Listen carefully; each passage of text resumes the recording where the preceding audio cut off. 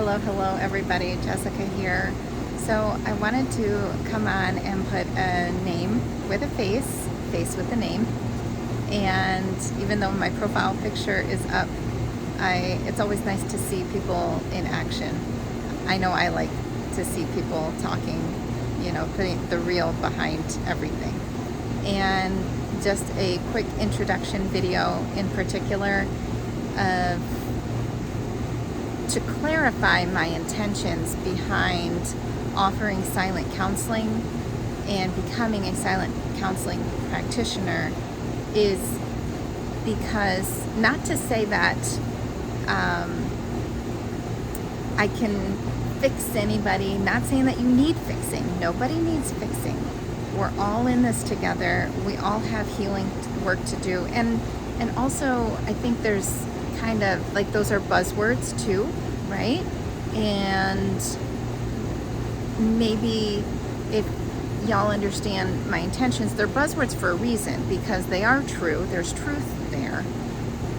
But we also have to, when we're working with people, when we're on our healing journey, we need to find people who we connect with, who we vibe with, who send messages that resonate with us. And the only way to do that is to hear their voice, see their face, and in different capacities, because not everybody is going to come online and do videos, and that's okay. And it's about the intention.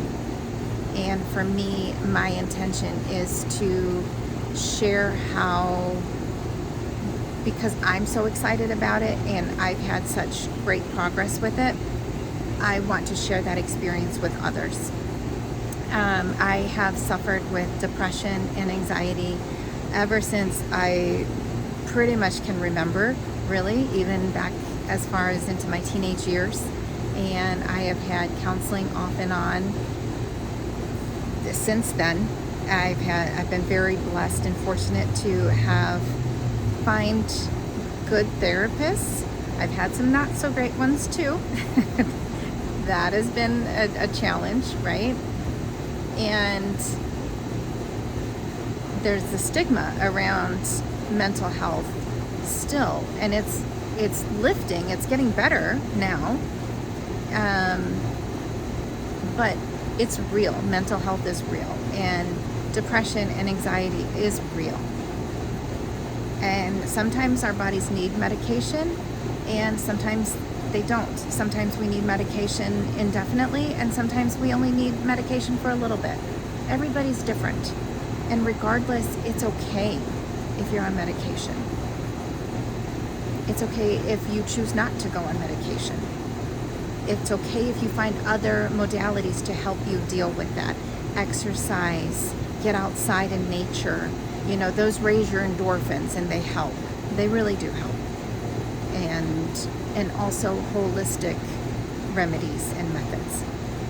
And for me, a big breakthrough with my anxiety was silent counseling.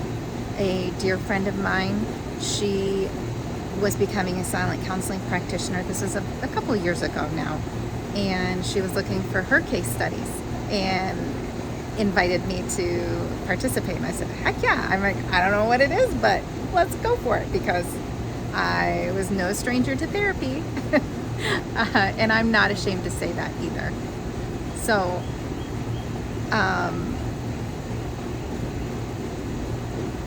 fast forward, my first session with her, she was going through her protocols, and I'm saying that, she was beautiful, a beautiful little earth angel. And she asked me questions, and I didn't really understand the questions, but my body understood the questions. And whatever she asked me, I went from feeling, every time I went out in public, even to the grocery store, or my daughter's events, at school functions, activities, whatever, work even, I would get overwhelmed. I would feel overwhelmed. I would feel stressed out. I would feel anxious. I would feel, like my chest would tighten up a little bit at times, and I could feel everybody's emotions. And it almost like I could feel other people's sorrow, their grief, their pain, their anger, their happiness, and their high vibration as well, the energy. I could feel the energy in the room, but I didn't understand it at that time. And anyway, walking into a place like that would be very overwhelming for me. So I had a tendency to really just close myself off, and it was hard for my family to get me out into public, period.